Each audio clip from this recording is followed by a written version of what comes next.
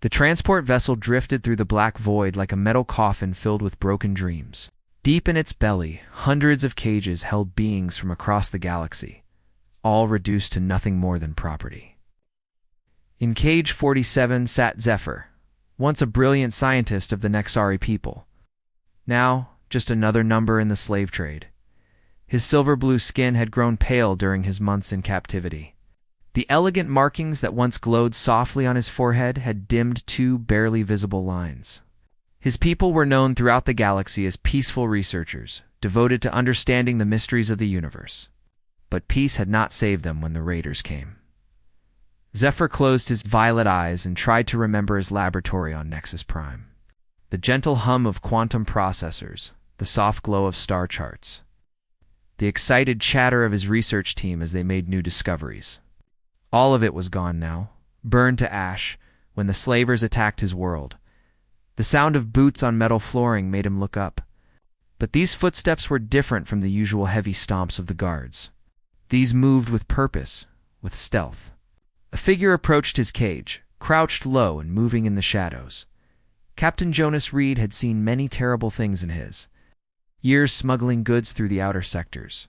But slave ships still made his blood boil.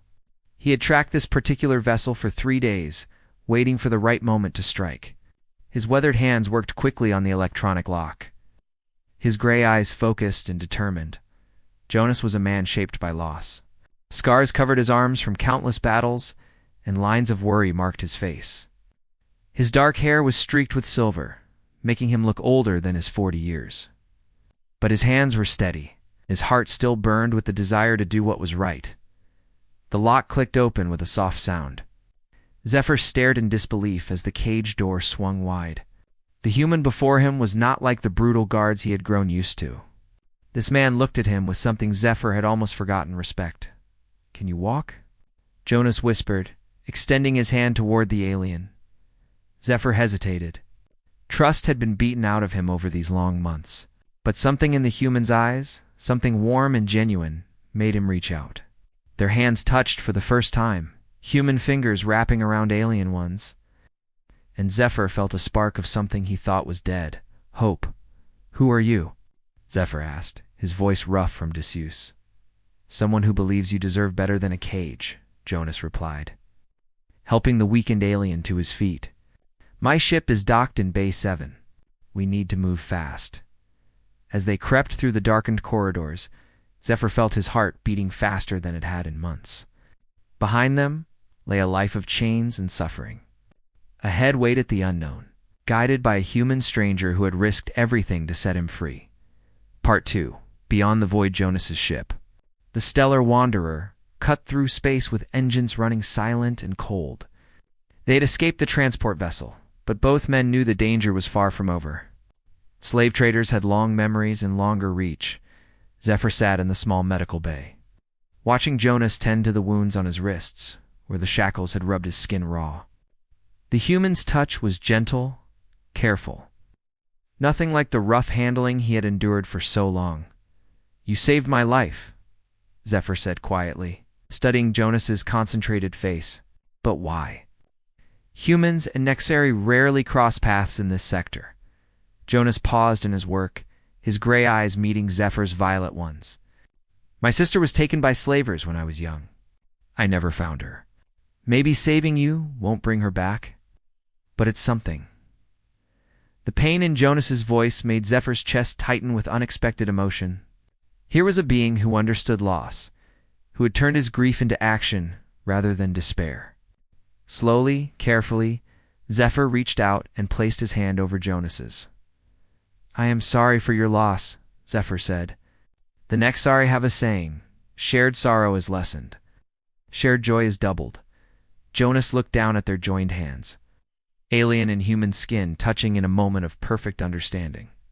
"What were you before all this happened?" "A quantum physicist," Zephyr replied, a hint of his old pride returning. "I studied the formation of new stars, the birth of light from darkness." Ironic, considering how much darkness I've seen since. "Maybe that's not over," Jonas said softly. "Maybe you'll find light again."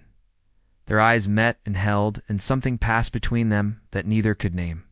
Zephyr felt his breath catch as Jonas's thumb traced gentle circles on his hand. The human was strong but tender, damaged but not broken, and something deep in Zephyr's chest began to warm. Jonas stood slowly, reluctantly breaking the contact. "You should rest. We have a long journey ahead," but Zephyr caught his hand before he could step away. "Stay," he whispered. "Please. I have been alone for so long." Jonas hesitated, then sat back down on the edge of the medical bed. Zephyr shifted over, making room, and Jonas lay down beside him. They didn't speak, didn't touch beyond the careful press of shoulder against shoulder. But for the first time since his capture, Zephyr felt safe. "Where are we going?"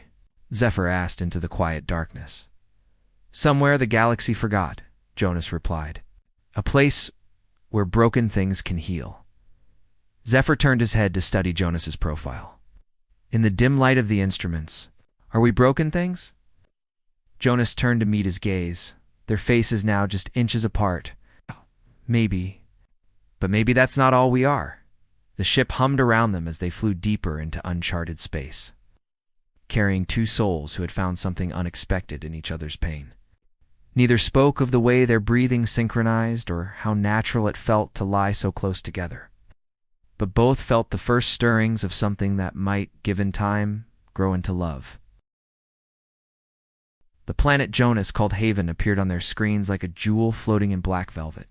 3 moons danced around the world, their silver light painting swirling patterns on the surface of vast oceans and emerald continents. Zephyr pressed his face to the viewport, drinking in the sight of natural beauty after so many months of metal walls and artificial light. "It's beautiful." His violet eyes wide with wonder. Jonas smiled, watching Zephyr's face light up with joy, instead of the haunted sadness he had grown used to seeing there. "Wait until you see the surface. The whole planet is alive in ways you've never imagined." Their ship touched down in a clearing surrounded by trees that stretched toward the sky like living towers. The moment the hatch opened, Zephyr gasped. The air smelled of flowers and rain, of growing things and clean earth. Bird-like creatures filled the canopy with songs that seemed to welcome them home. Jonas had built a small cabin beside a crystal-clear lake, its waters reflecting the triple moons above. It was simple but comfortable, a refuge he had created for himself during his years of wandering the galaxy's darker corners. "This is your home?" Zephyr asked, following Jonas along a path lined with luminescent flowers. "It could be ours," Jonas said quietly, then quickly added, "I mean, you're welcome to stay as long as you need." That first night, they sat by the lake shore watching the moons dance on the water. Zephyr had shed the rough prison clothes for a soft tunic Jonas had given him. The color was already returning to his silver-blue skin. The markings on his forehead glowed faintly in the moonlight, more vibrant than they had been in months. On Nexus Prime. "We had ceremonies under the triple moon," Zephyr said softly. "It was considered the most romantic time, when hearts opened to new possibilities."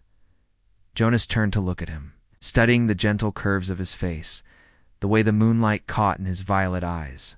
"What kind of ceremonies?" "Bonding ceremonies," Zephyr replied, his cheeks flushing a deeper blue.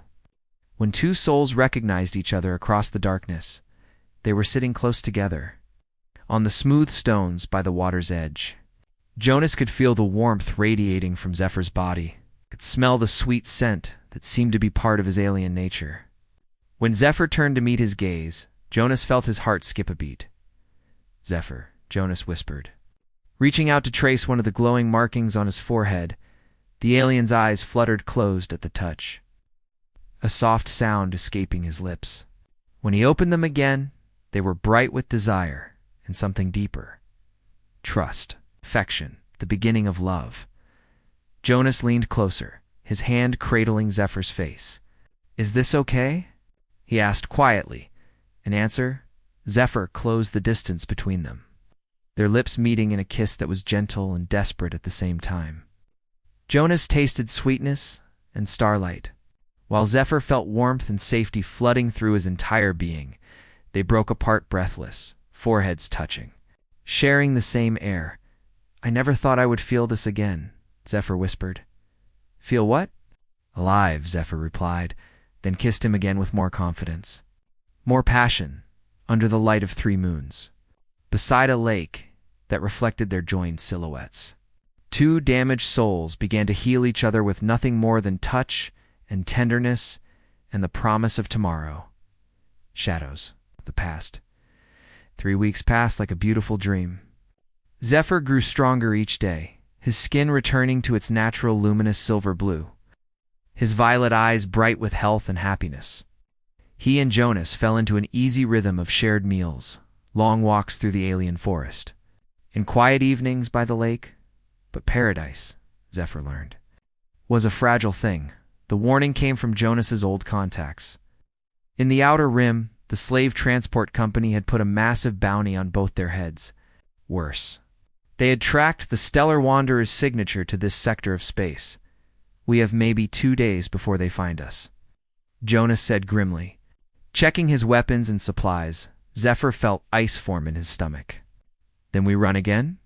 Jonas was quiet for a long moment, staring out at the peaceful lake. There's something I haven't told you. Before I found you, I made contact with an underground network that frees slaves. There are hundreds more beings in the same facility where you were held, and they're being moved to permanent labor camps in the core worlds. You want to go back? Zephyr realized. It's the right thing to do, Jonas said, but I won't ask you to come. You've suffered enough. I can take you to a safe world first, somewhere you can start over. Zephyr stood and walked to the window, looking out at the 3 moons rising over the water. In their light, he remembered his people's beliefs about duty, about standing up for those who could not stand up for themselves. How many? He asked quietly. What? How many slaves in the facility? Jonas hesitated. Nearly 800. 800 beings like himself, trapped in cages, losing hope a little more each day. Zephyr closed his eyes and saw their faces, imagined their fear and despair. When he turned back to Jonas, his violet eyes were blazing with determination. Then we go together, Zephyr. No, it's too dangerous. If they capture you again, then they capture me fighting for something I believe in, Zephyr interrupted. You saved my life, Jonas. Now let me help you save theirs. Jonas crossed the room and took Zephyr in his arms, holding him tightly against his chest. I can't lose you. Not now. Not when I've just found you. Zephyr pulled back to look into Jonas's gray eyes, seeing fear and love warring there. You won't lose me. We'll face this together. That night, they made love with desperate passion, as if they could hold back the coming danger through the intensity of their connection.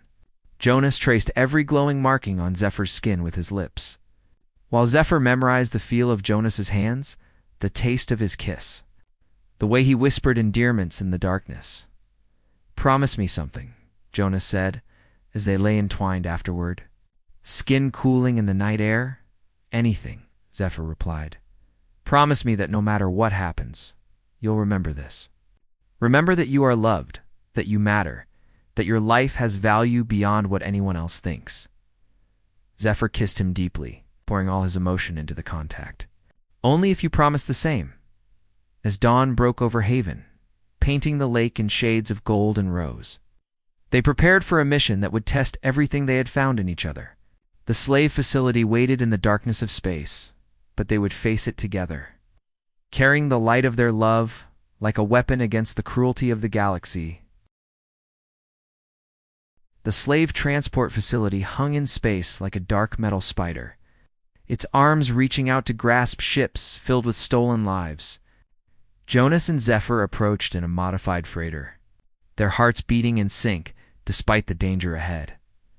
Remember the plan? Jonas said quietly, checking his equipment one final time. Zephyr nodded, his own hands steady as he prepared the hacking device that would disable the facility's security systems. Liberation Protocol 7. I disable their systems. You plant the charges. We free as many as we can before backup arrives. Their eyes met across the small cockpit, and Jonas reached out to touch Zephyr's face gently. Whatever happens in there, know that loving you has been the greatest privilege of my life, and you have given me back everything I thought was lost, Zephyr replied, catching Jonas's hand and pressing it to his heart. The infiltration went perfectly at first. Zephyr's knowledge of advanced technology made short work of the facility's defenses. Jonas moved like a ghost through the corridors, placing explosive charges at critical points. They freed cage after cage of prisoners, sending them toward the escape pods with whispered instructions. But as they reached the final section, alarms began to blare. Security forces poured into the corridors, and Jonas found himself pinned down by heavy weapons fire. "Go," he shouted to Zephyr. "Get to the ship. Not without you." Zephyr shouted back, but even as he spoke, he saw the hopelessness of their situation. There were too many guards and more arriving every minute. That was when Jonas made his choice. He had enough charges left to blow the facility's main reactor, creating enough chaos to cover everyone's escape. But whoever triggered the explosion would never make it out alive. "Zephyr," he called over the sound of weapons fire. "I need you to get everyone to the ships. Can you do that?" "Jonas, no." Zephyr realized what he was planning. "There has to be another way." "There isn't time to find one," Jonas replied, his gray eyes filled with love and sorrow. "You have to live, Zephyr. You have to carry on for all of us." Zephyr wanted to argue, wanted to fight, but he could see the determination in Jonas's face. Instead, he did something that surprised everyone, including himself. He sprinted across the open corridor, ignoring the weapons fire, and threw himself into Jonas's arms for one last desperate kiss. "I love you," he whispered against Jonas's lips. "I love you too," Jonas replied. "Now go. Live. Be free." Zephyr ran then, leading the last group of freed slaves toward the escape pods, his heart breaking with every step. Behind him, he heard the rumble of explosions as Jonas's charges began to detonate. But as the facility shook itself apart, something unexpected happened. A rescue fleet appeared on the scanner's ships from a dozen different worlds, all responding to an anonymous message that had been broadcasting their location across the galaxy. Jonas had sent out a distress call before the mission began, gambling that there were still beings in the universe who would answer. A cry for help. The facility's reactor exploded in a brilliant flash that lit up space for millions of kilometers. When the light faded, debris scattered like metal snow. And search teams combed through the wreckage looking for survivors. They found Jonas floating in an emergency pod. Unconscious, but alive. Protected by the blast shields he had managed to reach in the final. Seconds before the explosion, Zephyr was waiting when Jonas awoke in the medical bay 3 days later. The human's face was marked with new scars, and his left arm was in a healing sleeve, but his gray eyes were clear and focused on the alien he loved. "Did we save them?" Jonas asked weakly. "All 837, Zephyr replied, tears streaming down his face. "And the galaxy is listening now. 12 worlds have formed a coalition to hunt down the remaining slave." "Operations?" Jonas smiled and reached out to touch Zephyr's face. "Not bad for a day's work."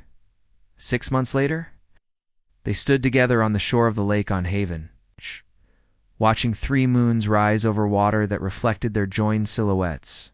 Zephyr wore traditional Nexari bonding jewelry, while Jonas had small markings tattooed on his forehead in honor of his partner's culture. "Do you ever regret it?" Zephyr asked. "Giving up your wandering life?" Jonas pulled him closer, breathing in the sweet scent that he would always associate with home. "How could I regret finding the other half of my soul?" Above them, the stars shone down on 2 beings who had found love in the darkest corner of the galaxy, and who had used that love to light the way for others. Their story would be told on 100 worlds. A reminder that, even in the vast darkness of space, hope could survive, love could flourish, and broken hearts could heal when they found their perfect match among the stars.